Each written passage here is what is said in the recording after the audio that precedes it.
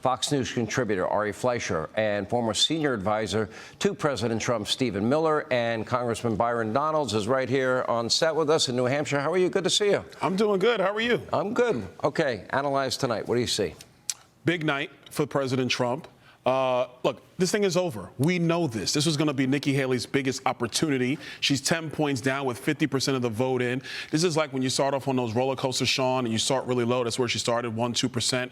You crest all the way up. You think things are going well, and then you go over the edge, and it's downhill from there. South Carolina is not going to go well for her. Nevada is not going to go well for her. Florida is not going to go well for her. It's time for the party to unite. This primary is over, but she wants to hang around, so we're going to have to beat her in a couple more states. All right, Fleischer, your take, sir. Yeah, unless Nikki Haley is able to make deeper inroads with the group that represents most Republicans, which is conservative Republicans, I think she's going to hit a plateau, and she might be there right now with about 45% in a state that's quite friendly toward a Nikki Haley candidacy. So when she says she started at 2% and has moved up, she's right, and she should get credit for being the last woman standing. But in politics, that's not good enough. And the fundamental things she hasn't come to terms with yet is conservatives love Donald Trump, and she hasn't been able to crack that. That'll be a problem in South Carolina as well, I suspect. All right, we can see that Trump is up a full 10 percentage points right now. Stephen Miller, people that I know, crunching numbers, texting me, they think the number is going to be closer to 13, 14, maybe even 15%. Regardless, I agree with Ari. If there was a state that was suited for a more independent, more moderate Republican, it would be the state of New Hampshire. And then heading into your own home state.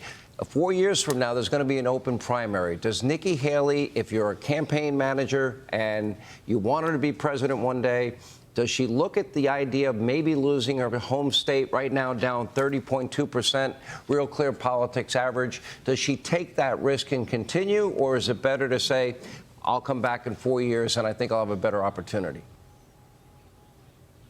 Well, you would think that she would try to avoid the staggering humiliation of what is setting up to be a historic defeat in her home state.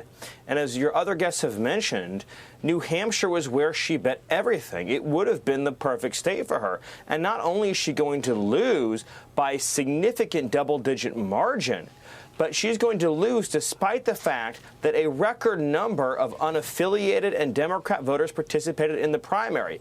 A record low, according to exit polls, 47% of New Hampshire Republican primary voters were actually Republican. And yet Donald Trump still notched this massive victory. So it's an even more significant victory than it appears on paper for Donald Trump tonight.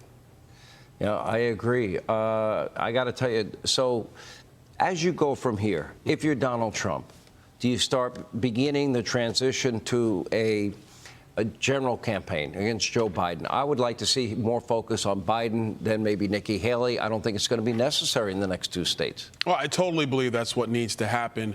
Over at Joe Biden's campaign, they're already starting to gear up. In their mind, Big time. They think it's about Donald Trump, and that's going to be their focus.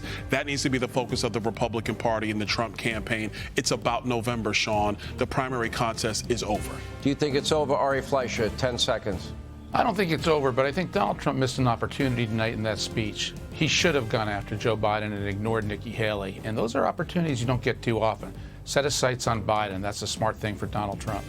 I would have preferred to hear more about Biden. All right. Thank you, all three. Stephen, thank you. Hey, Sean Hannity here. Hey, click here to subscribe to Fox News YouTube page and catch our hottest interviews and most compelling analysis. You will not get it anywhere else.